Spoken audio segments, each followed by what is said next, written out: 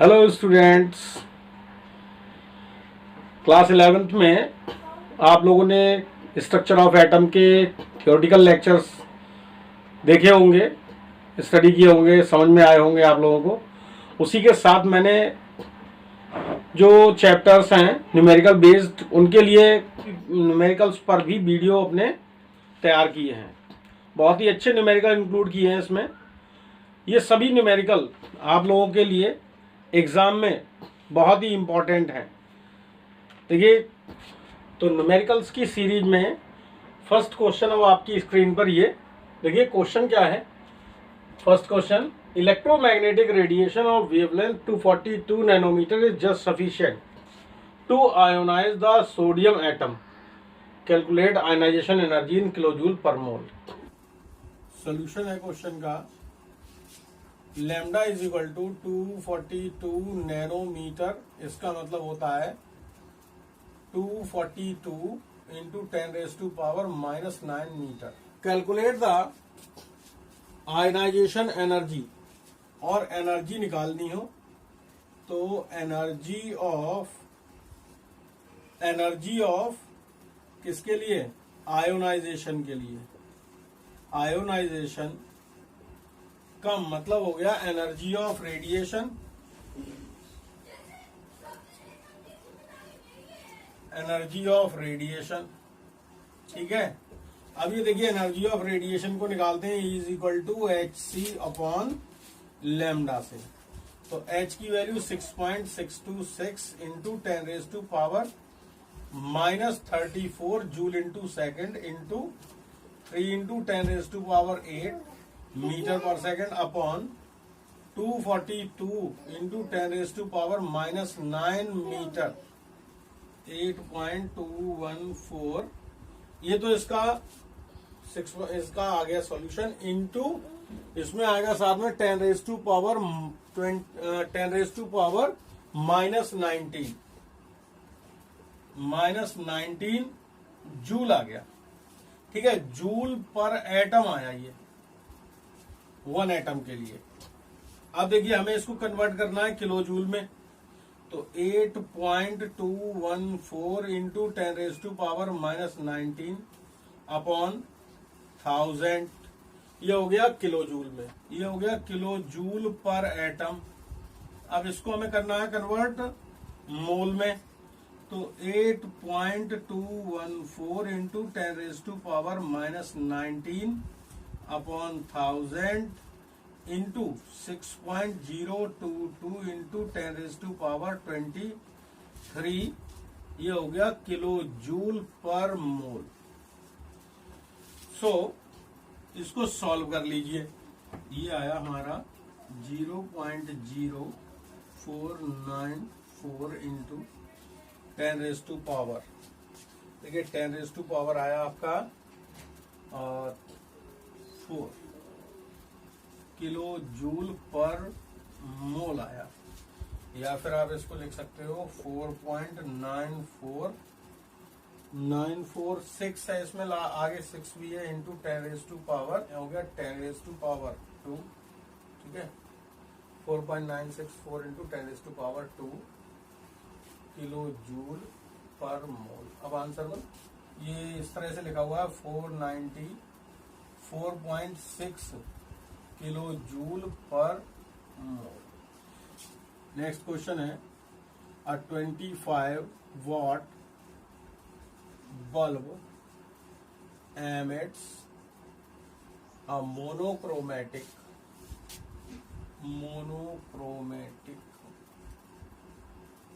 yellow light, monochromatic yellow light of wavelength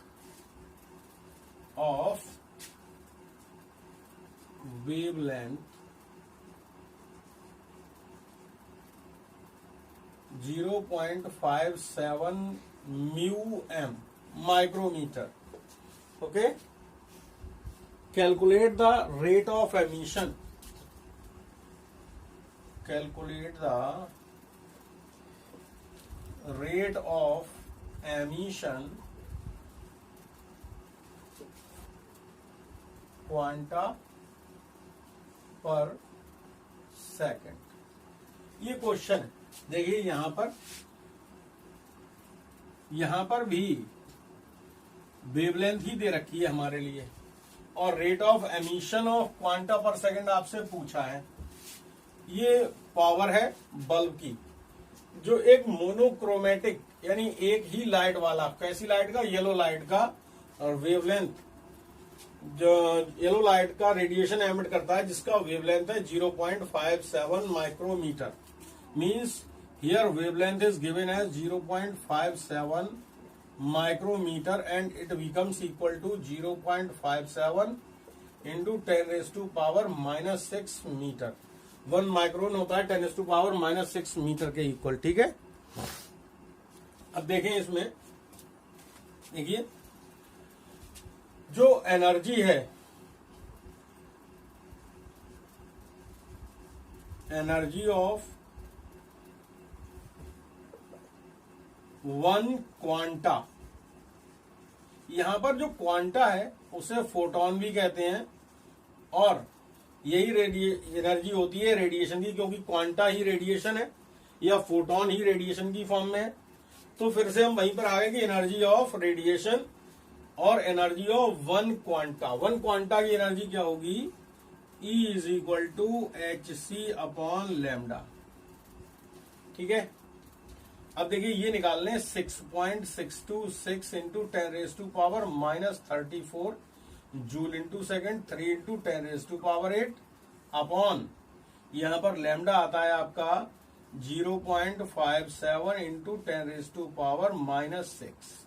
अगर इसको हम सॉल्व करें तो ये हमारे पास हो जाए 6.626 into 3 into 10 raise to power minus 34, और ये हो जाएगा प्लस का 14 अपॉन 0.57 इन, हाँ ये पावर मैंने बैलेंस कर ली, 34.87 into 10 raise to power minus का 20। ये आ गई किसमें, जूल में। देखिए ये वैल्यू हमारे पास जूल में एनर्जी की आ गई। अब देखिए यहां पर लिखा हुआ है 25 वॉट बल्ब। अब यहां से क्या रिलेशन निकल के आएगा, देखिए 25 वॉट ये होती है पावर। अब देखिए ये क्या है, पावर ऑफ बल्ब, और पावर होती है वर्क अपॉन टाइम के।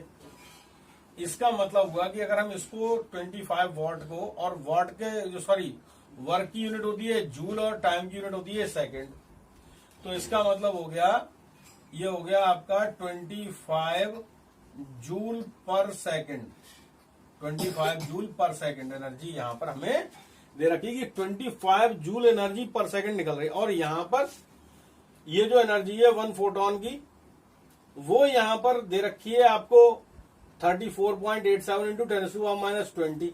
तो इतनी एनर्जी में तो एक क्वांटा है, तो इतनी एनर्जी में कितने क्वांटा होंगे, यानी नंबर निकालना है। तो यहां पर देखिए लिख लें हम,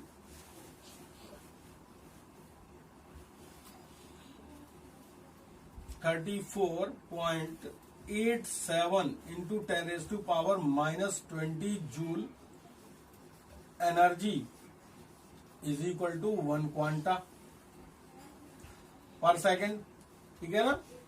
और therefore 25 watt energy, 25 joule per second energy is equal to हो जाएगा 1 upon 34.87 into 10 raise to power minus 20 into 25। जब इसको आप सही करोगे तो ये हो जाएगा 25 upon 34.87 into 10 raise to power 20। ये आ रहा है answer 0.7169 into 10 raise to power 20 quanta per second, 7.169 into 10 raise to power आपका 19 क्वांटा पर सेकेंड। तो आप चाहो तो ऐसे लिख सकते हो, 7.17 into 10 raise to power 19 quanta per second. Then next question is this. देखिए, electrons are emitted with zero velocity from the metal surface when it exposed to radiation of wavelength 6800 angstrom. Calculate the threshold frequency and work function. तो इसमें क्या क्या given है वो देखें. Answer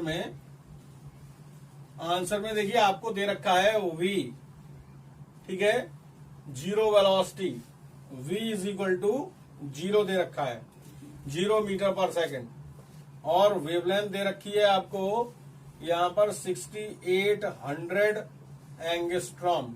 किसके लिए? Expose to radiation. ये फोटो इलेक्ट्रिक इफेक्ट से रिलेटेड क्वेश्चन है, और इस क्वेश्चन का मतलब है कि अगर मेटल सरफेस पर रेडिएशन ये इस तरह से इंसिडेंट कराया जाता है इस वेवलेंथ का, तो यहां पर इलेक्ट्रॉन्स निकलते हैं फोटो इलेक्ट्रिक इफेक्ट के अकॉर्डिंग. तो अब हमें बताना क्या है, थ्रेशोल्ड फ्रीक्वेंसी कैलकुलेट करनी है और वर्क फंक्शन कैलकुलेट करना है. एक होती है फोटो इलेक्ट्रिक इफेक्ट की equation of photo electric effect. क्या है ये? देखिए, ये होती है H nu is equal to W plus kinetic energy. ठीक है, या फिर आप इसको ऐसे लिख सकते हो, H nu is equal to W plus half M V square. देखिए, इसमें सबसे पहले हम इस वैल्यू को फाइंड कर लें. कैसे फाइंड करेंगे? आपके पास वेवलेंथ गिवन है,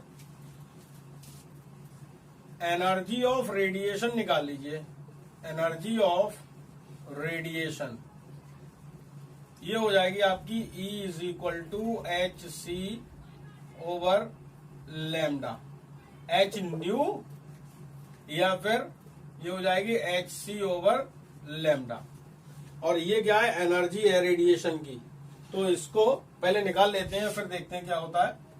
6.626 into 10⁻⁻34 into 3 into 10⁻8 upon wavelength दे रखा है 6800.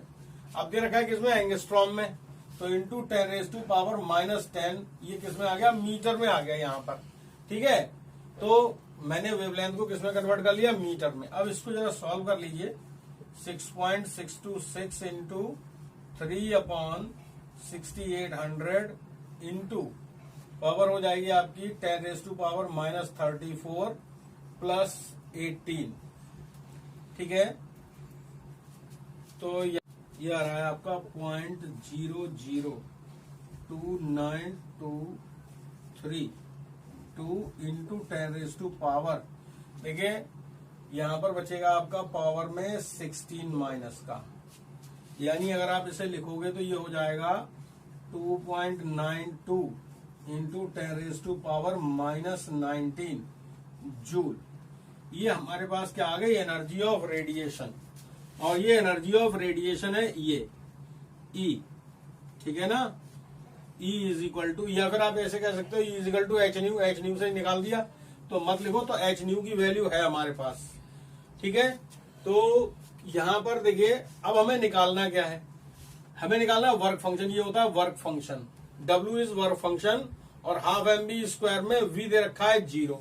तो ये वैल्यू हो गई आपकी 2.92 into 10⁻⁻19 joule is equal to W plus half into M की value 9.1 into 10⁻31 kilogram into V की वैल्यू 0 दे रखी है. तो इसका मतलब W आपका ये हो गया 2.92 इंटू 10⁻⁻19 जूल. ये वर्क फंक्शन हो गया आपका. ठीक है, और वर्क फंक्शन जो होता है वो होता है एच न्यू नॉट के. यहां पर न्यू नॉट क्या है? न्यू नॉट क्या है? Threshold frequency. Threshold frequency. और W क्या है? Work function. तो ये वर्क फंक्शन से हम न्यू नॉट निकाल सकते हैं।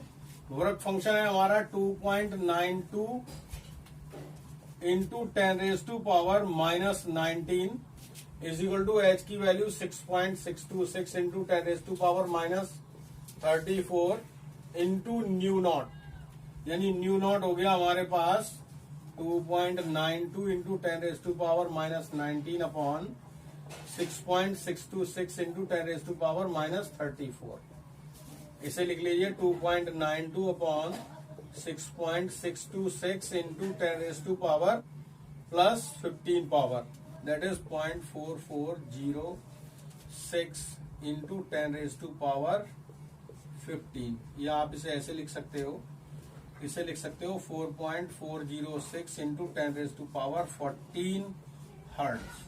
ये हो गई आपकी थ्रेशोल्ड फ्रीक्वेंसी। आप लोग मेरे वीडियोस अगर देख रहे हैं तो चैनल को सब्सक्राइब कर लें, वीडियोस को लाइक करें, शेयर करें और बेल आइकन का बटन भी प्रेस कर लें, जिससे आने वाले वीडियोस के नोटिफिकेशंस आपको मिलते रहें। Thank you and have a nice day.